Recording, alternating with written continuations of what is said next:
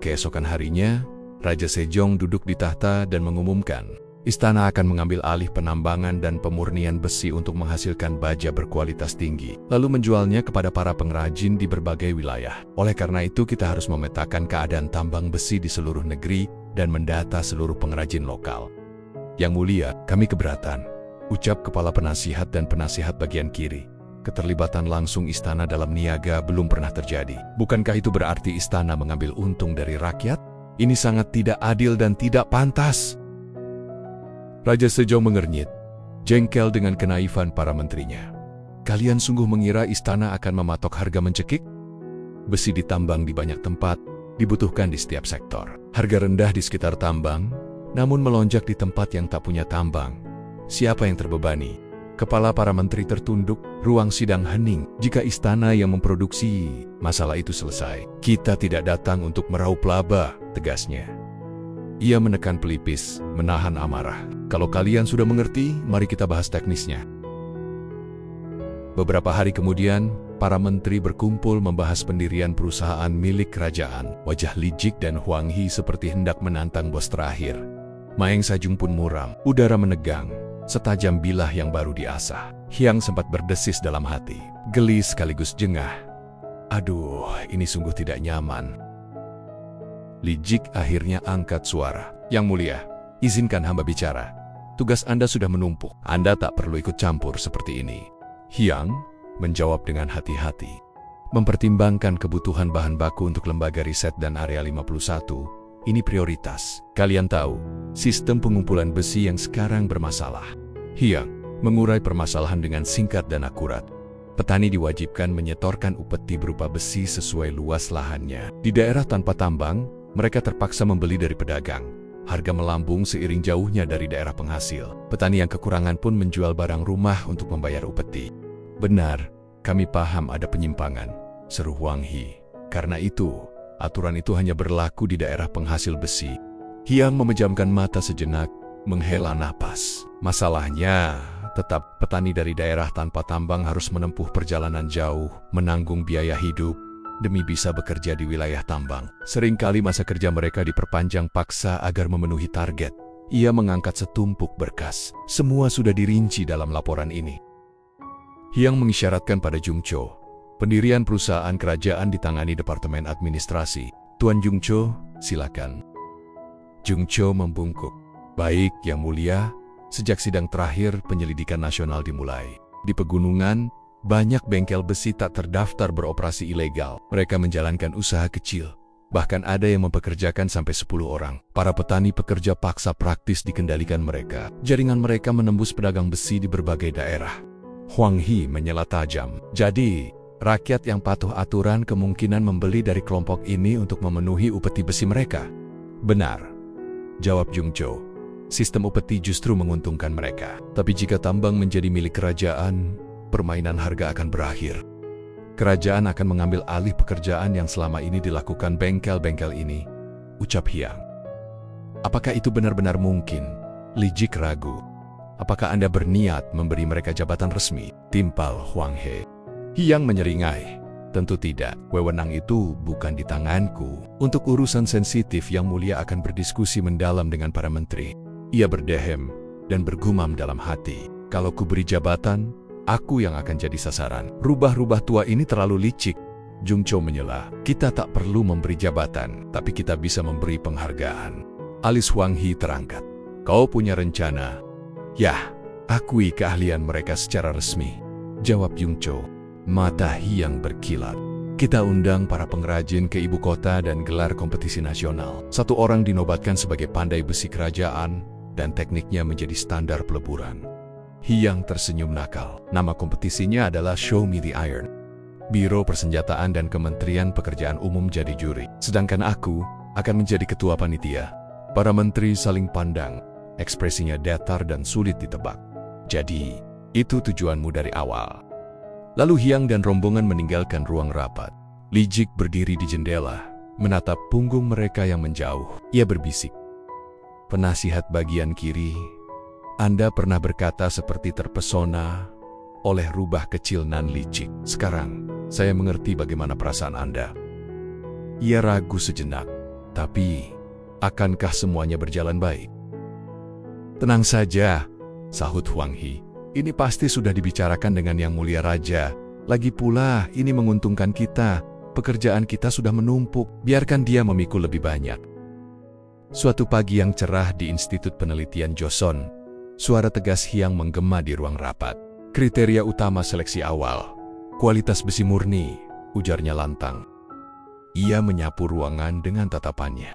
Kita mulai dengan mencari produsen besi berskala besar di daerah yang selama ini menyumbang besi murni sebagai upeti. Jung Cho menimpali cepat. Kalau begitu, saya akan meminta daftar upeti besi beberapa tahun terakhir dari Departemen Keuangan. Beberapa saat setelah rapat, Hyang memanggil wakil kepala institut. Dari ambang pintu, ia bertanya singkat. Belum ada kabar dari Departemen Keuangan? Yang Mulia, permintaan baru saja dikirim. Belum genap 1 jam, jawab wakil kepala. Hyang menggerutu pelan sambil menutup pintu. Belum sempat ia melangkah jauh, pintu kembali terbuka. Dengan wajah tak sabar, ia bersuara lagi. Wakil kepala, Departemen Keuangan? Jung Cho hanya menghela napas karena jengkel. Suruh mereka cepat. Tidak, aku sendiri yang akan pergi, ucap Hyang. Para Kasim panik berusaha menahan putra mahkota. Jangan Yang Mulia, mohon bersabar. Namun Hyang tak bergeming. Ini terlalu lama. Ini untuk ayah. Gedung Departemen Keuangan seketika ricuh. Putra mahkota datang mendadak. Emosinya menyala.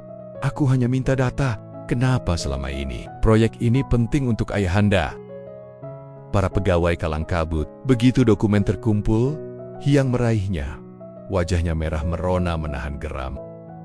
Harusnya kalian secepat ini dari tadi. Ucapan ayahanda benar sekali. Orang yang hidup dari gaji kerajaan, kadang harus digertak dulu agar bekerja dengan benar. Sekilas, terlintas di benaknya wajah Raja Sejong yang geram. Beberapa hari kemudian, di paviliun peristirahatan, Raja Sejong menyeruput teh, menatap putranya. Akhir-akhir ini kau sibuk ya? Berkat izin ayah, jawab Hyang sopan. Sang raja menatap reaksi putranya saat meneguk teh yang dihidangkan. Apakah tehnya pahit? Raja tersenyum tipis. Teh ini khusus ayah racik untuk tubuhmu. Mulai sekarang, minum segelas pagi dan malam. Sebenarnya, ayah menunggu sampai usiamu genap 15. Tapi kesehatan putra mahkota harus dijaga sekarang. Jangan memaksakan diri. Wajah Hyang serius seraya menjawab. Baik ayah, akan kuingat pesan Anda.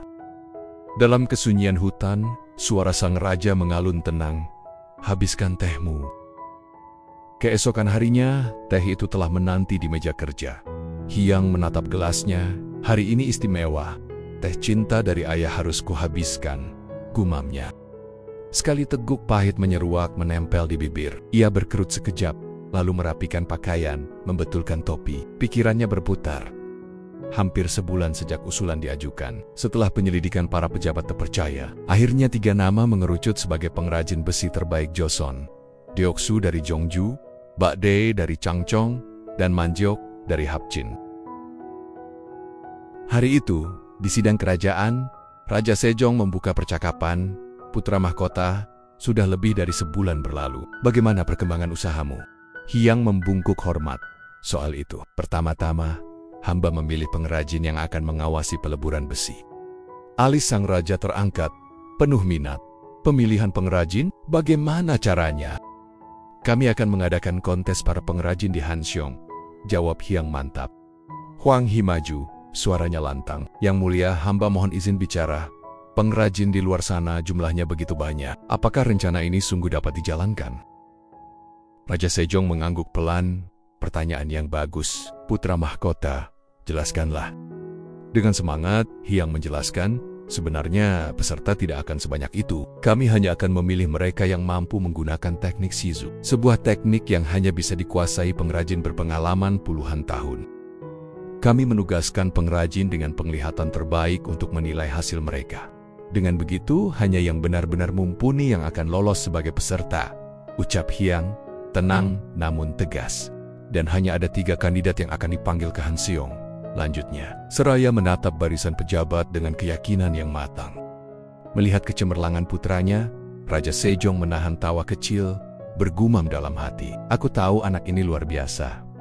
Lalu Raja Sejong bertanya, "Bagus, bagus sekali. Jadi, di mana kau akan menggelar kompetisi besar ini?" Hyang menoleh, senyumnya mengembang. "Ya, ayah. Kita menggelarnya di area 51. Raja Sejong sontak terdiam, wajah menegang. "Tunggu, bukankah pengamanannya luar biasa ketat? Mengadakan kompetisi di tempat yang bahkan raja pun tak bisa sembarangan masuk ke sana?" "Maaf ayah, saya terlalu sibuk untuk melapor. Jadi kami membuat sedikit pengaturan." Hyang mengilustrasikan diagram dengan kata-kata. Merah untuk keamanan tertinggi, kuning standar, hijau rendah. Di area hijau, cukup ajukan pemberitahuan 2 hari sebelumnya. Lalu setelah identitas dan keaslian surat izin diperiksa, mereka boleh masuk. Kompetisi pengrajin akan digelar di sana. Raja Sejong tertawa pendek, kagum dengan kecerdasan putranya. "Haha, kedengarannya bagus. Kalau begitu, lakukan sebaik mungkin." Mata Hyang berbinar. "Baik ayah, semuanya akan kusiapkan seteliti mungkin." Di Institut Penelitian, mendadak terdengar suara tercekat. "Apa katamu?" Hyang menoleh, sedikit tegang. "Para pengrajin menolak bekerja di tempat yang sama," lapor seorang menteri. "Memurnikan besi adalah teknik rahasia. Mereka tak mau tekniknya dilihat pesaing. Ini kepentingan negara." Paksa saja, Jenderal Choi Hae-san menyela. Seorang pejabat lain menggeleng, "Mereka orang lapangan yang keras, berharga diri tinggi. Ada yang lebih rela kehilangan kepala daripada dipaksa."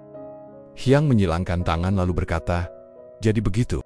Padahal mereka para kandidat terbaik untuk menjadi pengrajin kerajaan. Ini bukan soal melanggar aturan. Ini soal kepentingan bersama. Jadi, rekrut mereka dengan cara apapun." Dengan demikian, area yang diinginkan tiap peserta ditetapkan. Masing-masing ruang pun disekat dan diamankan. Saat memperhatikan salah satu tim, seorang juri berbisik, "Orang di sana pemimpin bengkel besi Gyeongju." Seorang penjaga menjelaskan cepat, "Pemimpin para pandai besi yang menentukan ukuran dan posisi tungku, kapan menambah bahan bakar, kapan memasukkan biji, dan kapan mendinginkan. Dialah nahkoda tungku." Mendengar itu, Hyang tampak sungguh antusias. Saat kompetisi mulai, "Aku ingin melihat bagaimana pandai besi sejati bekerja." Mengingat kehidupan lamanya, Hyang sempat tersenyum nostalgia. "Kelihatannya aku awam. Tapi dulu aku sempat berlatih di bawah ahli pandai pedang tradisional. Tak pernah menyangka akan menyaksikan penempaan gaya lama dengan mata kepala sendiri." Antusiasmenya membuat para staf tersenyum. Seorang menteri mengangkat pengeras suara. "Para master pandai besi, berkumpul. Yang mulia ingin berbicara." 3 kandidat utama menegakkan punggung. "Apakah putra mahkota akan memulai?" Mereka maju, membungkuk. "Kami menghadap Yang Mulia Putra Mahkota." Hyang menyambut hangat. "Selamat datang di area 51 para pengrajin. Aku Putra Mahkota, penanggung jawab penuh pembangunan pabrik besi ini. Seperti kalian tahu, lewat kompetisi ini, salah satu dari kalian akan menjadi kepala pengurus pertama pabrik besi kita. Besi yang kalian hasilkan akan ditempa menjadi senapan dan pedang untuk melindungi Joseon, juga jadi cangkul dan kapak untuk menyejahterakan petani. Bahkan akan menjadi komoditas yang menggerakkan kembali perekonomian." Dengan tatapan tajam, Hyang melanjutkan, "Salah satu dari kalian akan meraih kehormatan memimpin pabrik besi terbesar di Joseon. Ayahanda Raja juga akan memberi anugerah yang setimpal." Namun ketiga kandidat itu tetap dingin, wajah datar tak terbaca. Hyang memberi isyarat ke tumpukan perbekalan di bawah terpal. "Semua bahan ada di sini. Setelah lomba dimulai, kalian tidak akan keluar dari area 51 sampai selesai. Jadi, pastikan semua kebutuhan kalian lengkap." "Baik deh," bergumam dalam hati. "Yang terpenting, biji besi dan bahan bakar." Begitu masuk gudang, semua tertegun. "Apa ini?" Deoksu mengangkat batu berkilau. "Yang mulia, bahan yang kami olah hanya biji besi mentah?" Hyang tersenyum. "Benar. Bukankah kalian mampu mengolah biji?" Baik Day menjawab, "Memang lebih merepotkan, tapi bisa kami tangani." 2 lainnya ikut menjawab, "Ya, kami bisa." Tiba-tiba Hyang terhenti, memperhatikan tiap gerak Deoksu. Setelah menghaluskan biji, sang master mengeluarkan jarum tajam, menusuk serbuk, lalu memanaskan jarum di atas lampu minyak. Hyang bergumam dalam hati, apa mereka sedang menguji reaksi pembakaran serbuk besi? Baik Day berbalik. "Di mana tanah kuning?" Pejabat Jang menunjuk. "Di sini, ikuti aku." Tanpa banyak bicara, ketiganya meraup tanah itu lalu mencicipinya. Hyang dan pejabat Jang ternganga. Usai mencicipi, mereka saling pandang. "Apa ada masalah?" tanya Hyang. Baik Day melapor, "Benar Yang Mulia, terlalu banyak belerang." Deoksu menambahkan, "Untuk besi yang baik, belerang harus disingkirkan. Dengan kondisi tanah ini, itu sulit. Kami juga memerlukan kapur." Hyang langsung memerintah, "Segera sediakan tanah sesuai keinginan mereka dan juga kapur." Pejabat itu menjawab singkat, "Baik, Yang Mulia." 3 pengrajin mengikuti pengawal menuju gudang bahan bakar. Saat pintu dibuka, semua kembali tertegun. "Tunggu, itu apa?" "Arang?" Pejabat menjawab pelan. "Bukan, ini batu bara. Bahan bakar ini menyala lebih panas dan lebih lama daripada arang. Mulai sekarang, gunakan ini," ujar petugas Biro Persenjataan, menunjuk pada batu bara yang biasa dipakai untuk peleburan. Manjok mengerutkan kening, tak percaya. Batu bara benarkah lebih kuat dan tahan lama daripada arang? Menarik. Lalu, perbandingan yang tepat bagaimana? Biro Persenjataan akan mengajarkan cara pemakaian dan menjelaskan sifat-sifatnya. Jawabnya tenang. Di kejauhan, Hyang berdiri di luar, kedua tangan mengepal, tatapannya pekat. Ia bergumam dalam hati, kerajaan ini punya begitu banyak bakat luar biasa, tapi tak mampu memanfaatkannya dengan benar. Sekarang aku di sini, aku akan memperbaikinya. Di Istana Timur, seorang pelayan membungkuk. "Yang Mulia, ada pesan dari area 51. Seorang lelaki melangkah maju. Semua bahan untuk membangun tungku sudah siap. Proses pembuatan akan dimulai paling lambat sore ini." Hyang tersenyum. "Begitu? Kalau begitu kita berangkat." Ia meraih jubah dan setengah berlari menyusuri lorong, sampai-sampai topinya lupa dikenakan. Seorang Kasim yang kewalahan berteriak, "Yang Mulia, bukankah ini hanya kompetisi peleburan besi?" Ia tetap berlari sambil menjawab, "Proses pembuatan tungku tidak boleh dilewatkan." Di tempat lain, para pejabat membahas penunjukan pengawas. Lijik berdehem, "Kompetisi segera dimulai, jadi kita harus menunjuk pengawas. Selain Kepala Kementerian Pekerjaan, ada yang bersedia?" Chungcho menanggapinya tenang, "Karena Yang Mulia yang akan memutuskan, kehadiran Anda mungkin terasa sia-sia, tapi ada banyak hal menarik untuk diamati." Ruangan pun bergolak kecil. "Saya akan hadir." "Saya juga." Lijik mengangguk. "Baik, jadi Menteri Pekerjaan Umum, penasihat kanan dan penasihat kiri akan hadir." Sementara itu, Hyang tiba di luar bengkel, wajahnya berbinar. Jang Yungsil tertegun. "Yang Mulia, mengapa Anda datang secepat ini?" "Pembangun tungku sudah selesai, pejabat Jang." Tanya Hyang. Pejabat Jang memberi perintah, "Bawa Yang Mulia ke lokasi. Fondasi sedang dikerjakan untuk beberapa hari," lapor Jungcho. Hyang mengangguk. "Baik, kerahkan semua pandai besi kita ke lokasi. Mereka akan membantu menilai kompetisi." Ia bergumam singkat. Sepertinya hari ini belum ada kejutan besar. Saat kembali berjalan, Hyang menambahkan, "Amati dan catat seluruh proses pembangunan tungku." "Baik, saya mengerti," sahutnya pelan. Di sudut lain, Hyang mengawasi jalannya kompetisi. Para juri meneriakkan perolehan skor setiap tim. 1 poin untuk Manjok, 1 untuk Deoksu, 1 lagi untuk Manjok. Hyang tersenyum puas. Bagus, mereka sudah paham isyarat tangan. Ternyata, Hyanglah yang menilai 3 kandidat. Para juri hanya menyuarakan isyarat yang diberikannya. Beberapa hari berlalu, Hyang menyusuri lorong diikuti 2 Kasim. Sudah 3 hari sejak fondasi dibuat. Seharusnya sekarang tungku mulai benar-benar dibangun. Matanya berkilat saat tiba di lokasi. Semua orang bekerja bahu-membahu.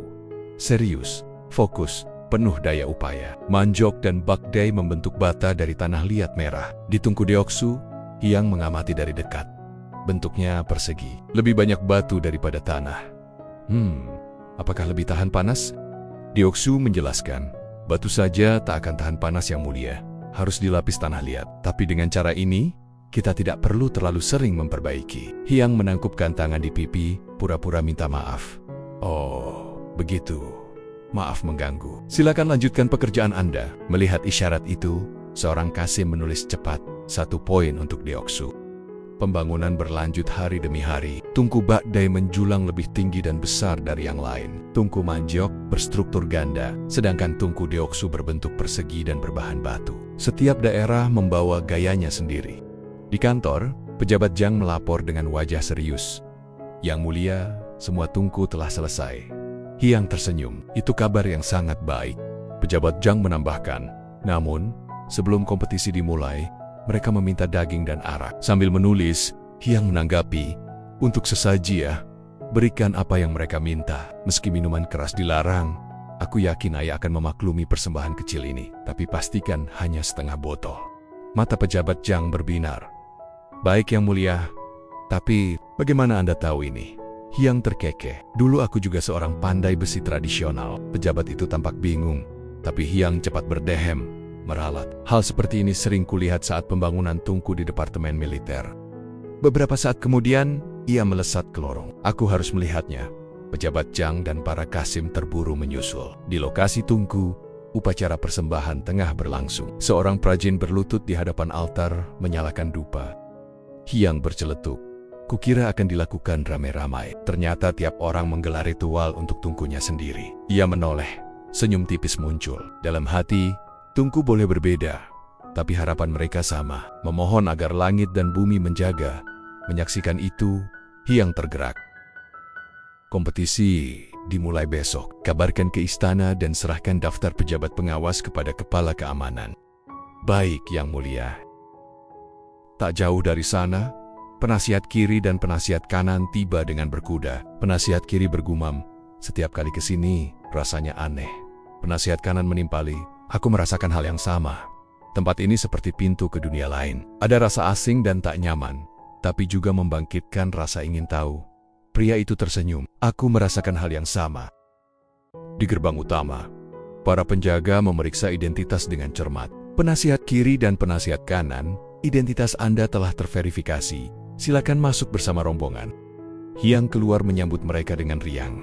Anda sudah datang? Dua pejabat itu menunduk dalam. Salam hormat untuk putra mahkota.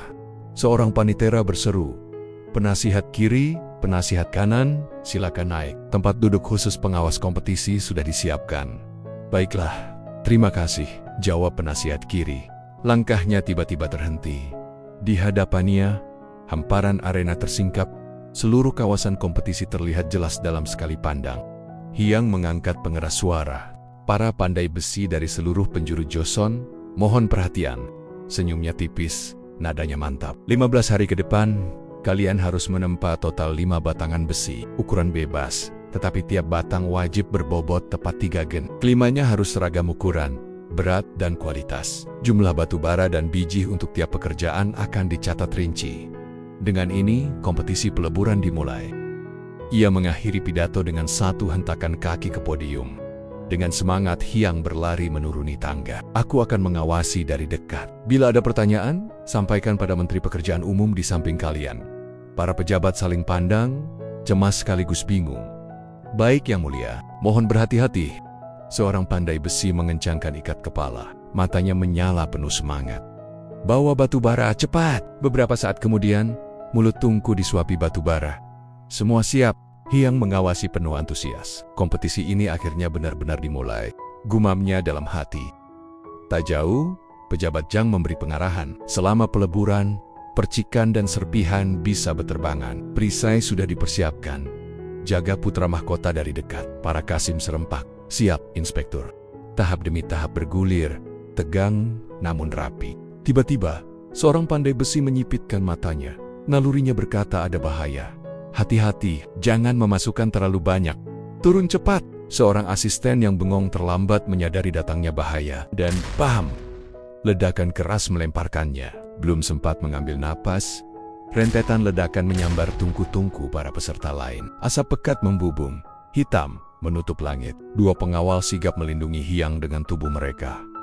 Yang Mulia, Anda baik-baik saja? Hyang justru menyeringai. Wajahnya penuh antusias, kemudian menjawab, aku baik-baik saja. Di atas, kedua penasihat berpelukan saking takutnya. Jung Cho mencondongkan tubuh ke pagar. Suaranya pecah. Yang Mulia, Anda tidak terluka? Masih memegang pengeras suara, Hyang membalasnya lantang. Tenang, aku baik-baik saja. Panggil petugas medis. Periksa semua pandai besi. Beberapa saat kemudian, riuh mereda. Hyang bertanya, ada yang terluka? Para pandai besi menunduk. Tidak, Yang Mulia. Kami mohon maaf sebesar-besarnya. Hyang mengangguk tipis. Tidak apa-apa. Bagaimanapun, Ini pengalaman pertama kalian dengan batu bara. Seorang pengawal berbisik, ada yang terluka yang mulia, tapi tidak serius. Hyang menoleh. Bagaimana kondisi Tungku? Tidak ada masalah, yang mulia. Mata Hyang berpendar. Bagus, hari ini tidak ada penilaian. Kompetisi dimulai besok. Para pandai besi menegakkan kepala dengan lega. Baik, yang mulia, kami akan berusaha sebaik mungkin. Di bengkel yang pengap dan panas, palu, bara, dan desis besi berpadu seperti orkestra api. Para perajin memeras setiap detik, menyiasati cara paling jitu untuk menghasilkan batangan bermutu. Asap menebal memeluk Tungku. Dari sisi arena, Hyang membatin, sudah sepekan, semuanya berjalan cukup mulus. Seperti dugaanku, mereka pengrajin hebat, memperlakukan anak buah seperti satu tubuh. Malam itu, ketegangan meletik. Kau tadi bilang apa? Bentak Manjok. Jangan pura-pura nggak tahu. Seharian kau mondar-mandir di areaku, dasar bandit. Bakde mendengus, giginya bergemeletuk. Bandit katamu? Dasar budak, mau kupatahkan punggungmu. Manjok meledak marah. Ayo sini, coba saja. Deoksu melangkah di antara mereka. Cukup, ini kawasan pemerintahan. Kalian mau berkelahi? Ia menatap keduanya tegas. Aku melihat kau tak seharusnya berkeliaran di areanya. Dan kau jangan menuduh tanpa bukti. Deoksu menurunkan nada. Mungkin kita tak akan berteman, tapi jangan saling membenci. Kita sama-sama hidup dari besi. Ia menoleh ke pinggir. Anak buah kalian cemas, mereka pasti ingin menerobos ke sini. Para petugas jaga mendekat. Hei, kalian yang ribut, ini area terbatas. Kami paham pekerjaan kalian penting, tapi tolong berhati-hatilah. Tersentak, keduanya menunduk. Baik tuan, maafkan kami akan berhati-hati. Mereka berpisah, bara amarah masih menyisa di mata mereka. Pagi berikutnya, Hyang menerima laporan. Jadi, ada kejadian semalam. Jang Yungsil menunduk. Benar yang mulia, ada kekhawatiran, jadi laporan dikirimkan. Bagus, ucap Hyang. Tempatkan beberapa petugas untuk tinggal bersama para perajin. Laporkan setiap gerak mereka. Baik, yang mulia. Tak lama kemudian, Hyang bergegas. Baiklah, sekarang mari lakukan inspeksi. Saat ia tiba, dua pekerja sedang menjemur bongkahan besi. Salah satunya berkata, cepat, gabungkan dengan batang yang lain. Dahi Hyang berkerut. Mereka melelehkan besi yang sudah diasah dengan besi tempas sekali lagi. Ini mirip metode yang dipakai pada zaman modern.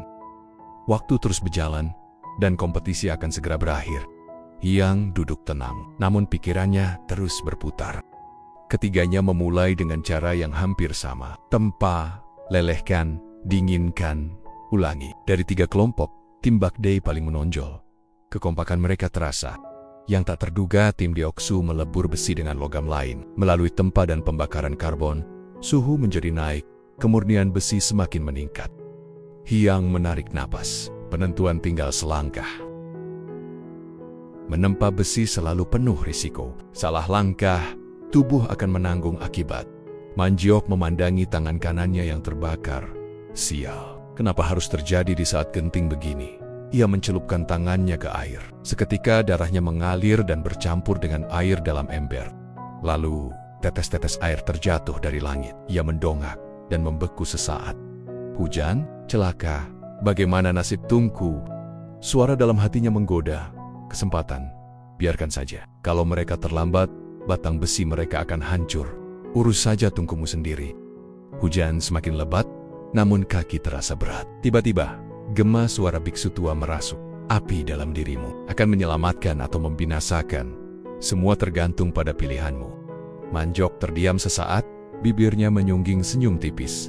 Benar-benar sial aku ini. Meski hanya sedikit, makan nasi di wihara, nasihatnya selalu teringat.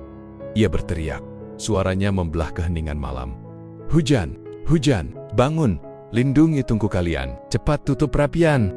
Keriuhan pun pecah, para pandai besi berhamburan, menyelamatkan Tungku dan peralatan dari derasnya hujan. Pagi harinya, hujan masih merintik. Hyang berdiri di dekat jendela, menatap ke arena kompetisi. Hujan turun mendadak, mereka menanganinya dengan baik. Seorang pejabat menjawab, ya, yang mulia, masalah ditangani tepat waktu, Tungku mereka aman. Sementara itu, Manjiok beristirahat, seorang rekannya mendesah pendek. Hujan ini benar-benar deras. Tak ada yang bisa kita lakukan selain menunggu. Dari luar terdengar suara, Manjiok, Apa kau di dalam? Manjok langsung mengenali suara itu. Hujan-hujan begini, kenapa kau datang kemari? Aku bukan tipe orang yang suka berutang budi, ujar Baghdai singkat. Ini, pakai. Manjok menerima benda kecil itu meski sedikit heran. Salep luka bakar. Oles 3 kali sehari. Bersihkan dulu lukanya. Setelah kompetisi berakhir, kau tak boleh mengalami kemunduran. Jangan pikirkan harga dirimu, tambah Baghdai tanpa menoleh. Yang penting cepat pulih. Dalam perjalanan pulang, ia berpapasan dengan seseorang yang tak diduga. Deoksu, kau juga hendak menjenguk Manjok? Yah, jawab Deoksu datar. Sepertinya kau juga dari sana. Baghdai menyungging senyum tipis. Mulutku mungkin lambat, tapi kakiku cepat. Deoksu terkekeh. Haha, aku akui itu benar. Di depan pintu, Deoksu mengetuk. Manjok, boleh masuk sebentar? Dari dalam terdengar teriakan, kalian datang bergantian. Memangnya ada apa? Orang di luar tertawa. Haha, kau kira kami kemari untuk berterima kasih? 2 hari kemudian, hujan reda dan kompetisi dilanjutkan lagi. Manjok menatap telapak tangannya dan tersenyum. Salep dari Baghdai ini manjur, meski belum pulih sepenuhnya, tapi jauh lebih baik. Hyang mengamati jalannya kompetisi. Kita akan melihatnya sampai akhir. Baik, Yang Mulia, sahut Kasim di belakangnya. Hari-hari terakhir berjalan mulus. Deoksu berdiri tegak, puas pada hasil kerjanya. Manjok menatap karyanya dengan kagum yang tertahan. Baghdai tampak letih namun yakin itu berjalan lancar. Di Kementerian Kehakiman, Kepala Kementerian Kehakiman memeriksa sebuah laporan. Apakah informasinya bisa dipercaya? Ini memang terdengar masuk akal, tapi kirim orang untuk memverifikasi. Lakukan diam-diam, kita siapkan langkah pencegahan sebelum kabar ini tersebar liar. Seorang pejabat mengangguk dengan senyum getir. Siap, Kepala. Ia mulai menyusun langkah. Jika salah urus, rencana pemakzulan putra mahkota bisa terjadi. Waktu berputar dengan cepat.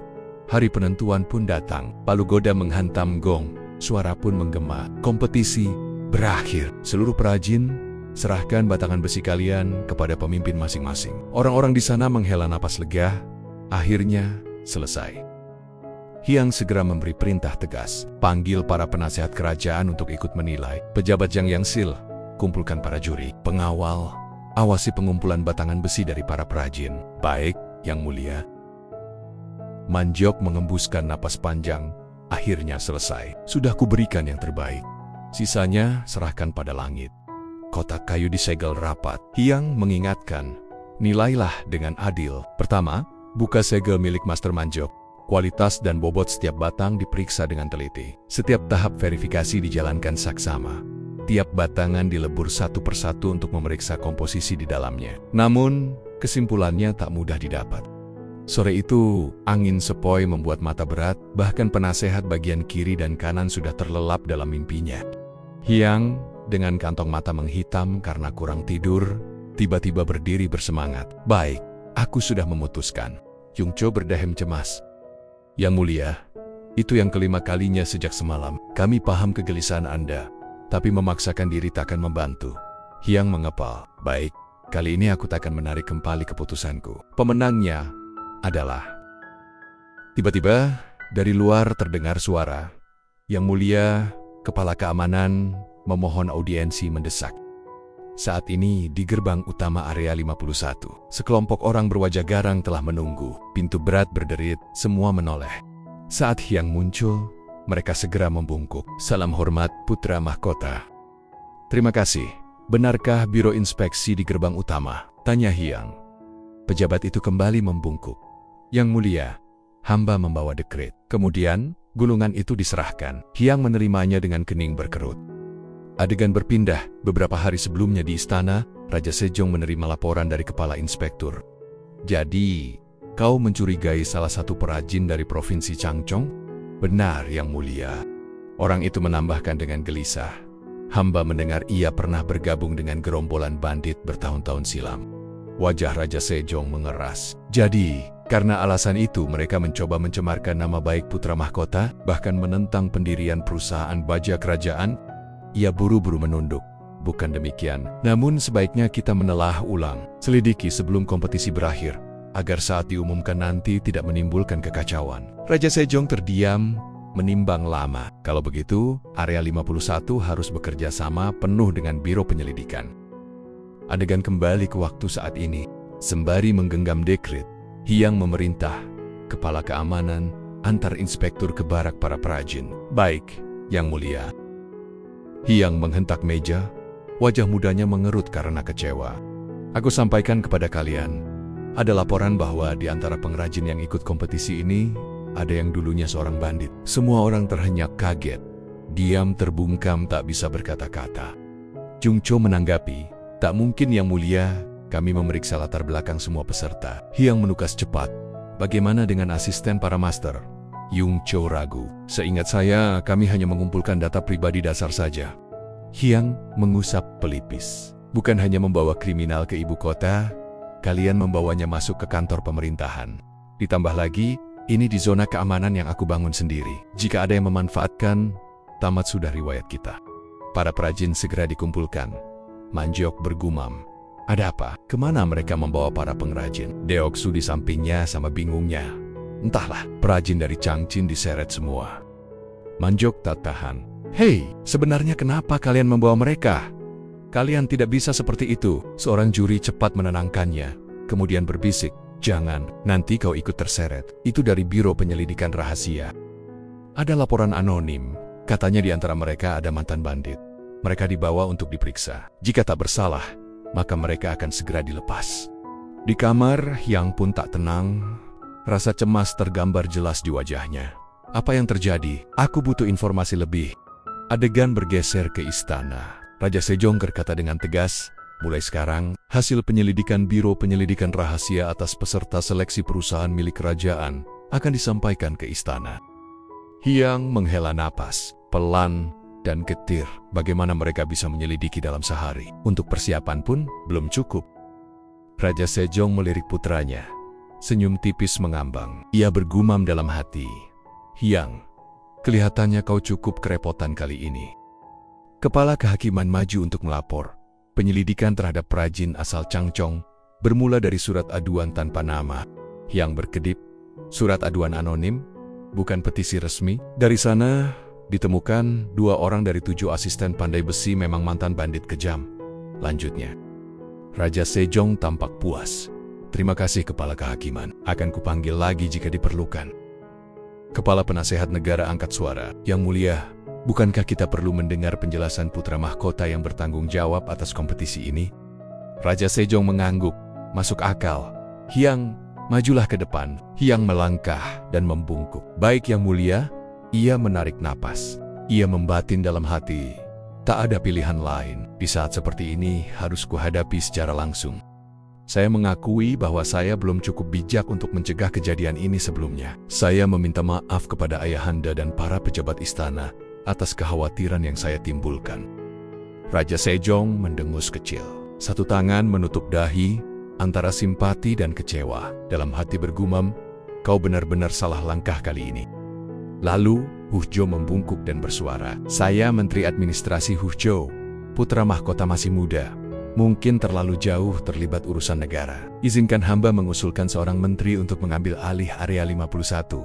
Saya Kim Jiem, melapor. Area itu terlalu besar untuk beliau tangani sendiri.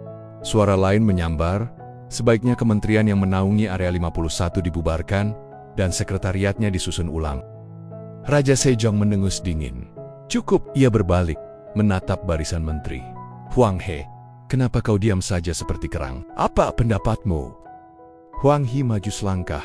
Nadanya tenang namun tegas dan jelas. Menurut hamba, perkara ini bukan semata kesalahan putra mahkota. Kementerian yang mengawasi turut memikul tanggung jawab. Dan mereka yang menyembunyikan identitas para asisten harus dimintai pertanggungjawaban. Sebaiknya kita juga mendengar langsung penjelasan dari Bakde sebagai master pengrajin dari Changchong. Hyang terpukau kagum. Matanya berbinar seolah melihat sang Buddha. Kakek, kali ini kau benar-benar bersinar. Raja Sejong tersenyum puas, seolah menanti kalimat itu. Penasehat bagian kiri benar. Aku ingin mendengarnya sendiri. Kepala Inspektur, bawa Bakdai Master dari Provinsi Chungcheong kemari.